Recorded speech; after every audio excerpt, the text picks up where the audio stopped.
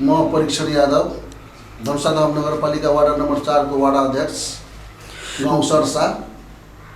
दर्शकहरू नमस्कार, सुन्दरनेपाल.com को अर्को विशेष श्रृङ्खलामा उपस्थित भइसकेको छु। म पवन घिमिरे। तपाईँ मलाई यतिखेर विश्वको जुनसुकै कुनाबाट पनि इन्टरनेटको माध्यमद्वारा सुन्दरनेपाल.com युट्युब च्यानल मार्फत मेरो आवाजलाई सुन्दै हुनुहुन्छ। विशेष त आज मैले सुन्दरनेपाल.com युट्युब च्यानलमा को अतिथि निम्ति आएको छु भनेर तपाईँलाई जानकारी भइसकेको छ। आज म धनुषाधाम नगरपालिका वडा नम्बर 4 मा आइपुग्दा वडा कार्यालय नजिक जुन अहिले यहाँ विकासका कामहरू भइरहेका छन्, जहाँ वडा अध्यक्ष स्वयं आफै नै खटिरहनु भएको अवस्था मैले देखेको थिएँ। आज विशेषतः जनप्रतिनिधिहरू घरमै बसेर जनताको काम गरिरहेको अवस्था छ। तर कोही यस्ता जनप्रतिनिधिहरू हुनुहुन्छ जो जनताको घर दैलो, जनताको घर आँगनमा पुगेर र विकास भइरहेका कार्यथलोमै गएर उहाँहरू आफै निरीक्षण गरेर त्यो काम प्रभावकारी भएको नभएको निचोड निकाल्नुहुन्छ। यसै विषयमा कुराकानी गर्नको लागि आज धनुषाधाम नगरपालिका वडा नम्बर 4 आइपुगेको छु। धनुषाधाम नगरपालिका वडा नम्बर 4 का वडा अध्यक्ष परीक्षण यादव आजको अतिथिको रूपमा हुनुहुन्छ सुन्दरनेपाल.com युट्युब च्यानलको यो विशेष अन्तर्वार्तामा। र यो कुराकानीलाई तपाईँ लाइक, सेयर र रातो अक्षरमा लेखिएको सब्सक्राइबलाई क्लिक गर्न भने नबिर्सनुहोला। अध्यक्षज्यू, यहाँलाई सुन्दरनेपाल.com मा स्वागत गर्न चाहन्छु। धन्यवाद। सन्चै हुनुहुन्छ? सन्चै छु। विशेष त यतिखेर 3 वर्षको कार्यकाल तपाईँहरूले बिताइसक्नु भएको छ हैन? अब एकदमै 15-16 महिना भन्दा पनि कम समय बाँकी छ अर्को स्थानीय निर्वाचन आउनको लागि र तपाईँको कार्यकाल सकिनको लागि। जनप्रतिनिधिहरू विशेष गरी आलोचनाका शिकार भइरहेका छन् नि अहिले, तपाईँ के भन्नुहुन्छ यो विषयमा? अब आलोचनाको शिकार त बन्छन्, नबन्ने होइनन्। जसले बदमासी गर्छ त्यसले आलोचनाको शिकार बन्नुपर्छ पनि। तर जसले राम्रो काम गरिराखेको छ त्यसले आलोचनाको शिकार बन्नुपर्छ भन्ने मलाई लाग्दैन। त्यसो भए एउटा कुरा स्पष्ट जनताको बीचमा भनिदिनुहोस् वडा अध्यक्षजी कि धनुषाधाम नगरपालिका वडा नम्बर 4 मा परीक्षण यादव वडा अध्यक्ष भएर आउनुको अगाडिको अवस्था यो गाउँको कस्तो थियो र आइसके पछाडि यो वडाको अवस्था कस्तो भएको छ? हुन त हामी आउनुभन्दा अगाडि जनप्रतिनिधि विहीनै थियो। हामी भन्न 62-63 देखि नै जनप्रतिनिधि विहीन थियो। हामी आइसकेपछि सुरुवात भयो। मलाई लाग्छ हामी आएको यहाँ 3 वर्षभन्दा अलिकता 1-2 महिना बढी भएको छ। यो वार्डमा तपाईँको सिँचाइ, कृषि, सडक र यो सामुदायिक भवनहरू करिब अन्तिम स्टेजमा पुगिसकेको छ। र अबको हाम्रो कार्यभार भनेको सम्पूर्ण वार्डभरिमै तपाईँको यो गल्लीको बाटोहरू, मेन बाटो बाहेकका जो बाटोहरू छन् त्यसमा तपाईँको यो पिसिसी ढलान गर्ने, पक्की सडक बनाउने, कालो पत्र त होइन, पिसिसी ढलानको लागि योजना हाम्रो अब सुरु भइसकेको छ। यो वर्ष मात्रै मलाई लाग्छ हाम्रो वार्डमा 60-70% रकम त्यो पिसिसी ढलानमै दिया छ। अध्यक्षजी, जनताको बीचमा हुनुहुन्छ तपाईँ। जनताले यतिखेर तपाईँलाई सुन्दरनेपाल.com युट्युब च्यानल मार्फत प्रत्यक्ष रूपमा हेरिरहेका छन्, सुनिरहेका छन्। एकदमै सत्य, तथ्य, यथार्थ नढाँटिकन भन्नुहोस्, तपाईँले चुनावमा टिकट लिएर वडा अध्यक्षमा मलाई भोट दिनुहोस् हजुर भनेर जनताको घर दैलो अगाडि पुगिरहँदा तपाईँले जनतालाई देखाएको आश्वासन सपना पुरा गर्न सक्नुभयो कि सक्नु भएन? मलाई लाग्छ अहिलेसम्ममा हामीले धेरै त नभरौँ तर 75 देखि 80% पुरा भइसकेका छन्। अब 20% बाँकी छ। के काम गर्नुभयो अहिलेसम्म 3 वर्षको दौरानमा? अब सबभन्दा सुरुमा हामीले यो कृषि प्रधान देश भएको हुनाले र हाम्रो वार्ड कार्यालय पनि कृषिमै निर्भर भएकोले सबभन्दा पहिले मैले किसानलाई ध्यान दिएर कृषि, सडक र यो सिँचाइको लागि विद्युतीकरण, त्यो दुईटा कुरामा पहिला ध्यान दियो। अनि त्यसपछि शिक्षामा पनि ध्यान दिइराखेको छ। र अबको हाम्रो अन्तिम स्टेजमा पुरै गाउँ, पुरै वार्डभरिमै जति पनि गल्लीका बाटोहरू छन् नि त्यसलाई चाहिँ पिसिसी ढलान गरिदिएर कमसेकम बाटोको व्यवस्था पनि सजिलो बनाइदिने हो। एक किसिमले अहिले वडा अध्यक्षहरूलाई यो पद नै भारी भएको छ। कि जति काम गरे पनि जनताको अब्जस खप्नुपर्छ, विपक्षी दलले जहिले पनि एक किसिमले आलोचना गरिरहेको हुन्छ, त्यसकारण यो वडा अध्यक्षको पद नै हाम्रो लागि भारी भयो भन्ने वडा अध्यक्षजीहरू पनि धेरै हुनुहुन्छ। तपाईँलाई चाहिँ काम गर्न कतिको गाह्रो भएको छ? गाह्रो त मलाई त्यति लागेको छैन। सबभन्दा पहिला म हजुरलाई स्पष्ट कुरो भन्न चाहन्छु, मलाई गाह्रो लागेको छैन। किन गाह्रो लागेको छैन? मेरो यहाँ विपक्षी कोही छँदैछन् जस्तो लागिराखेको छ। कामको मामलामा म गएर सबैसँग सम्बन्ध जोडेर, सबैसँग मिलेर विकास निर्माण गरिदिने हो।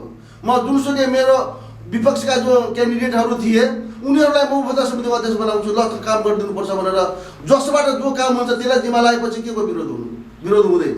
अहिले मेयर, उपमेयर, वडा अध्यक्ष लगायत वडा सदस्यजीहरूको पनि तालमेल नमिलेको अवस्था छ स्थानीय तहमा। तपाईँहरू चाहिँ कसरी तालमेल मिलाइरहनु भएको छ? अब एउटा कुरा के छ भने त्यो ठाउँमा त्यस्तो हुन सक्ला, तर हामी कहाँ त्यस्तो वातावरण छैन। हुन त मेयर उपमेयर पनि आफ्नो अलग अलग पार्टीका छन्, म अलग पार्टीको छु, तर विकासको मामलामा करिब करिब हाम्रो धेरै समझदारी हुन्छ, समन्वय हुन्छ। हामीले भनेको कुरा उहाँले गरिदिने हुन्छ। उहाँको पनि राम्रो कुरो छ, हामीले उहाँलाई समर्थन गर्छौँ र मलाई लाग्छ विकास निर्माणमा हाम्रो धनुषाधाम नगरपालिका जस्तो समन्वय गर्ने अन्य ठाउँमा छैन होला जस्तो मलाई लागिरहेको छ। शिक्षा, स्वास्थ्य लगायत विपन्न गरिब समुदायको अवस्थालाई उकास्नको लागि तपाईँले कस्ता किसिमका कार्यक्रम सञ्चालन गर्नुभएको छ नगरपालिका वडामा? अब वाडामा चाहिँ अहिलेसम्म यथार्थैमा भन्नुपर्ने हो भने नि विपन्न परिवारहरूको लागि एक्चुअली त्यो रकमहरू चाहिँ विनियोजन चाहिँ गरिएको छैन। त्यो समग्र तपाईँको उसैको लागि भनेर छुट्याइएको छैन। अलिअलि चाहिँ महिलाहरूको लागि यो सशक्तिकरण, चाहे यो स्वास्थ्य सम्बन्धी जनचेतनामूलक कार्यक्रमहरू चाहिँ गरिया छ, तर उनीहरूलाई हाम्रो नगरपालिकाबाटै मात्रै, हाम्रो वाडाबाट मात्रै नभनौँ, मलाई लाग्छ नगरपालिकाबाटै पनि त्यस्तो विपन्न परिवारहरूकै लागि रकम अहिलेसम्म छुट्याएको चाहिँ छैन। तराईमा विशेष त एक किसिमको अहिले महिला हिंसा, बालिका बलात्कार भर्खरै मात्र पनि बर्दिवास नगरपालिकाको घटना तपाईँले सुन्नुभयो होइन? यस्ता किसिमका घटनाहरू घटिरहँदाखेरि वास्तवमा स्थानीय तहको उत्तरदायित्व चाहिँ के हुन आउँछ? तपाईँ एउटा गरिमामय पद, वडा अध्यक्ष जस्तो गरिमामय पदमा हुनुहुन्छ, तपाईँ यो कुरालाई कसरी सम्बोधन गर्नुहुन्छ? तपाईँहरूको दायित्व के हुन आउँछ त्यस्ता किसिमका घटनालाई न्यूनीकरण गर्नको लागि? हाम्रो सबभन्दा पहिला हामी जनचेतना गर्छौँ, त्यसपछि यदि कसैले त्यस्तो काम गरिहालेछ भने नि हामी त्यसमा कुनै मोहलाई राख्दैनौँ। उसलाई कानुन अनुसार जे सजाय पाउनुपर्छ उसले सजाय पाउनै पर्छ भनेर हाम्रो त्यो मानसिकता हुन्छ। हामीले यो मेलजुल गराएर रकम तिराएर यो गरेर ऊ गरेर यस्तो चाहिँ मिलाउँदैनौँ। उसको कानुन अनुसार जे पाउँछ जरिवाना, चाहे जे सजाय पाउँछ उसले त्यो पाउनुपर्छ। हाम्रो त्यो मानसिकतामा हामी काम गर्छौँ। अहिले एक किसिमको कुरा आइरहेको छ कि अध्यक्ष लगायत मेयर, उपमेयरले पार्टीगत रूपमा मात्रै काम गर्ने, पार्टीका जुन पार्टीको व्यक्ति गयो अथवा आफ्नो पार्टीको व्यक्ति आयो भने उसलाई नजिक ठानेर त्यसै अनुसारको काम दिने, नभए नदिने, यस्ता किसिमका व्यवहार पनि देखिँदै आएको छ भन्ने जनमानसको एक किसिमको गुनासो रहेको छ। त्यो समस्या चाहिँ वास्तवमा किन आइरहेको छ सर तपाईँको विचारमा? त्यो व्यक्तिको विचार, व्यक्तिको त्यो काम गराएको अवस्थामा त्यस्तो हुन सक्छ, तर म कहाँ त्यस्तो कोही आइराखेको छैन, मलाई त्यस्तो लाग्दैन। म जुन ठाउँमा पनि म पहिला नै, अब जस्तै मेरो वाडामा तपाईँको 21 गते सूचना निकाल्यो यो योजनाहरूको उसको लागि, उपभोक्ता समिति गठन गर्नको लागि। आज 28 गते हो। आज हामीले 7 दिन पहिला सूचना निकालिदिन्छौँ, निकालेर ठाउँ जुन ठाउँको योजना छ त्यो ठाउँमा टास्क गरिदिन्छौँ। जनताहरूलाई सबैलाई थाहा हुन्छ र त्यो ठाउँमा समयमा गएर सर्वदलीय भेला गराउँछौँ। जनताको माझबाट कसलाई चुन्छौँ, फलानु आयोजनामा कसलाई, फलानु आयोजनामा कसलाई, फलानु आयोजनामा कसलाई भनेर तीबाट मान्छे त्यहाँको जनताहरूले, गाउँका समाजका भरभलादमीहरूले उपभोक्ता समिति गठन गरिदिने हो र उहाँहरूले जसलाई दिन्छन् उसैकोलाई हामी लिस्ट लिएर आउँछौँ र उसलाई उपभोक्ता समितिमा राखेर उहाँहरूलाई काम गर्न लाउँछौँ हामीले। त्यस कारणले मलाई त्यो कुनै पार्टीले यो विशेषले म काम गर्दिनँ। मैले जननिर्वाचित भइसकेपछि म कुनै पार्टीको मान्छे हुन सक्दिनँ। म जनताको जनप्रतिनिधि हो, जनताको काम हुनुपर्छ भन्ने, जनताको विकास हुनुपर्छ भन्ने त्यो भावनामा भएकोले म त्यस्तो पक्ष विपक्ष छुट्याउँदिनँ। म आफ्नो पार्टी हिसाबले काम गर्दिनँ। त्यतिखेर जो यथार्थ हुन्छ त्यसमाथि म जान्छु।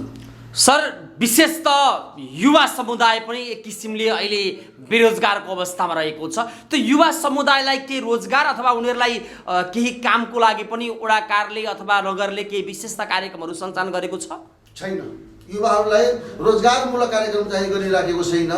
एउटा कुरा अहिले भर्खरै तपाईँको प्रधानमन्त्री रोजगार कार्यक्रम अन्तर्गत केही रकमहरू आउँछन्, त्यो अनुसारमा त्यो पनि सूचीकृत भएका मजदुरहरूलाई चाहे युवाहरूलाई त्यहाँ काम पाउने हो र युवाहरूको लागि त्यो प्रधानमन्त्री रोजगार कार्यक्रममा पनि त्यस्तो काम नै हुँदैन हाम्रो वडा कार्यालयमा। जस्तै युवाहरू पढे लेखेका हुन्छन् त्यसको लागि त्यहाँ फेरि कामै हुँदैन। मेन कुटो कोदालो चलाउने यो भारी बोक्ने त्यस्तो कामहरूको लागि त्यो रकम विनियोजन गरिया हुन्छ प्रधानमन्त्री रोजगार कार्यक्रमबाट। त्यस कारणले त्यो युवाहरूको लागि कहिले काहीँ सर आलोचना हुन्छ नि, स्थानीय तह आएपछि मेयरले पनि खर्लप्पे खाए, उपमेयरले पनि खर्लप्पे खाए, वडा अध्यक्षले त झन् आएको बजेट खर्लप्पे खाए, विकासै गरेनन् भन्ने किसिमको पनि गुनासो यता कता सुन्न पाइन्छ। सरले यो कुरालाई कसरी हेर्नु भएको छ? के भ्रष्टाचार बढेको हो त सर? स्थानीय तह आएपछि मेयर उपमेयर वडा अध्यक्षले खाने बाटो पाएको हो? अब त्यो चाहिँ म भन्न सक्दिनँ। मेरो आफ्नो वाडामा म जिम्मेवारी लिन्छु। म नगरपालिकाभरिको चाहे यो जिल्लाभरि के त म लिन सक्दिनँ, तर म आफ्नो वाडाको वडाध्यक्ष। तपाईँ कतिको स्वच्छ हुनुहुन्छ? तपाईँ भ्रष्टाचार विरुद्ध कतिको आवाज उठाउनुहुन्छ? त्यो कुरा भन्नुहुन्छ भने नि मेरो वाडामा जति पनि कामहरू हुन्छन् त्यसमा मैले न कुनै पर्सेन्टेज कुनै वडा के भन्छ यसको नाम मेयर रुपियाँलाई दिने चाहे त्यहाँको प्राविधिकहरूलाई दिने त्यो कुनै पनि हालतमा हाम्रो वाडाबाट जाँदैन। एउटा मेरो एउटा यस्तो वाडा छ त्यहाँबाट ओभरसियर चाहे इन्जिनियर चाहे प्राविधिकले पर्सेन्टेजको नाममा पनि पाउँदैन यहाँबाट। यो कुरा विचार गर्नुहोस् र हामी पनि आफै पनि लिँदैनौँ। कसैसँग यदि कसैले पनि भनिदियोस् कि फलानुलाई मैले फलानु योजनामा काम गरे बापत यति पर्सेन्ट दिएको छु भने नि म जुनसुकै सजाय भोग्न तयार हुन्छु, तर कुनै जनताले मलाई लाग्छ भन्न सक्दैन। कारण उसँग हामीले अपेक्षा पनि गर्दैनौँ, मात्र हाम्रो भनाइ हुन्छ कि त तिमी के यो एस्टिमेट अनुसारको चाहिँ काम गरिदिनुपर्छ, बाँकी तिमीहरू आफै जान।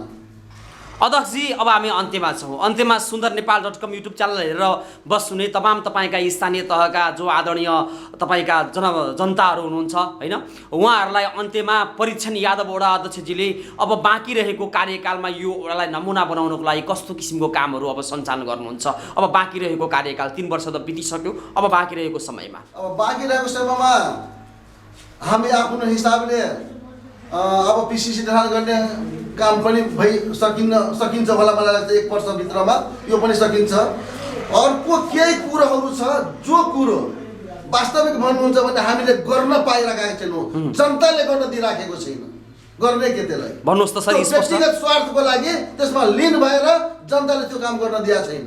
नभए हामीलाई त्यो कामहरू हामीलाई जनताले त्यो व्यक्तिगत स्वार्थमा लिन नभएको जनताहरूले यदि त्यो काम गर्न दिएको भए नि योभन्दा पनि अझै राम्रो काम हुन्थ्यो। मलाई त्यो लागिराखेको छ र मलाई लाग्छ मैले युवाहरूको लागि फुटबल ग्राउन्ड बनाउने योजनामा छु, चाहे समाजको गाई बस्तुलाई पानी खुवाउन नुहाउनलाई पोखरी खनाउने योजनामा छु। मरिसकेपछि मान्छेले मरिसकेपछि दाह संस्कार गर्ने ठाउँ हुन्छ नि त्यो बनाउने योजनामा हुन्छु। तर यहाँका ठुला ठालाहरू त नभनौँ, केही सीमित व्यक्तिहरू आफ्नो स्वार्थमा बसेर तपाईँको त्यो काम गर्न दिइराखेको छैन। र नेपाल सरकारका जो नदी विकास जग्गाहरू छन्, नेपाल सरकारका जो एलानीप्रति जग्गाहरू छन्, त्यो जग्गालाई पनि तपाईँको आफ्नो उसमा व्यक्तिगत परियोजनामा लगाएर हामीलाई त्यो काम गर्न दिइराखेको छैन। अहिले भर्खरै हामी जहाँ उभिएका छौँ यो नेपाल सरकारको जग्गा हो। यो जग्गा पनि कसैले जोतिराखेको थियो। हामीले भर्खरै वडा कार्यालय बनायो 1 वर्ष पहिला, त्यो पनि कसैले व्यक्तिले जोतिराखेको थियो। त्यो मान्छेहरूलाई हटाएर हामीले वडा कार्यालय बनायो, यो स्वास्थ्य भवन बनायो। तर जुन मान्छेहरू यो वडा कार्यालय र स्वास्थ्य भवन बनाउने जग्गाको लागि चाहिँ हस्ताक्षर गरेर दिने व्यक्तिहरू आज उसको आफ्नो जो जग्गाहरू एलानी जग्गाहरू नदी विकास जग्गाहरू जो निकालेर खोजिँदैछ अनि तिनीहरूले लट्ठी लिएर त्यहाँ हुन्छ कि हामीले निकालेर दिनु भनेर भनिराखेको छ। जनताको अवरोधक तिनीहरू बनिराखेको छ। हामीले पनि हाम्रो कानुन अनुसार हामी पनि हिँड्दैछौँ, नहिँड्ने होइन। जसरी पनि त्यो झिकाउनु पर्छ। यहाँबाट हुँदैन भने हामीलाई जिल्ला प्रशासन हुन्छ, अदालत हुन्छ, कहाँ हुन्छ, तर त्यो जग्गा झिकेर पनि त्यो काम चाहिँ गर्ने हामी आँट गरिराखेका छौँ। र हाम्रै केही साथीहरूले पनि अलिकता बदमासी गरिराखेको छ, त्यो चाहिँ पुरै गलत हो। हामीले एउटा पार्टीको म यो वडा अध्यक्ष मात्रै होइन, म पूर्व माओवादीको नगर कमिटीको अध्यक्ष पनि हो। मैले वास्तविक भन्नु भने हेर्नुपर्छ पार्टीगत हिसाबले, होइन? म त्यो पनि काम गरिराखेको छु र यहाँकै साथीहरू आफ्नै साथीहरूलाई पनि ती व्यक्तिगत स्वार्थमा लिनुभएका मान्छेहरूलाई काँधमा उचालेर काममा अवरोध गरिराखेको छु।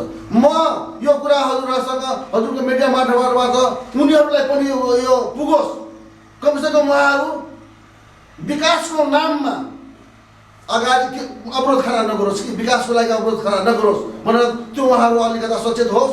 म तपाईँको यो च्यानल मार्फत उहाँहरूलाई सल्लाह सुझाव र यो जानकारी पनि गराउन चाहन्छु।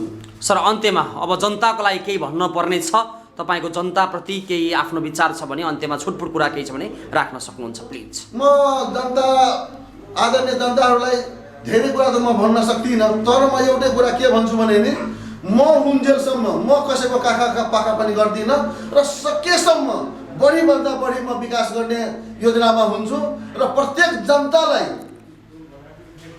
म नहुँला भोलि म होला नहुँला र मैले यस्तो छाप छोडेर जानुपर्ने हुन्छ कि भोलि आउने जो वडा अध्यक्ष होला जनताले मूल्याङ्कन गर्ला कि फलानु कस्तो थियो र आउने अब कस्तो यो कस्तो छ भनेर त्यो जनताले मूल्याङ्कन गर्नुपर्छ कि होइन फलानै भएको भए राम्रो थियो भनेर जनताले महसुस गर्ने त्यस चाहिँ म वातावरण बनाउँछु। अहिले भर्खरै हामीले कुनै योजनाबाट काम गरिरहेको छैनौँ। अहिले भर्खरै हाम्रो वडा कार्यालय अगाडि माटो पुरिराखेको छ, हामी कुनै योजना अन्तर्गत काम गरिराखेका छैनौँ। हामीले त्यसैलाई ठेक्का लगाएको भए 5 लाख 7 लाख खर्च हुन्थ्यो होला, तर मलाई लाग्छ त्यो काम गराउनलाई नगरपालिकाको जेसिबी हामीले मगायौँ र यो ट्र्याक्टरहरू भाडामा राखेको छ।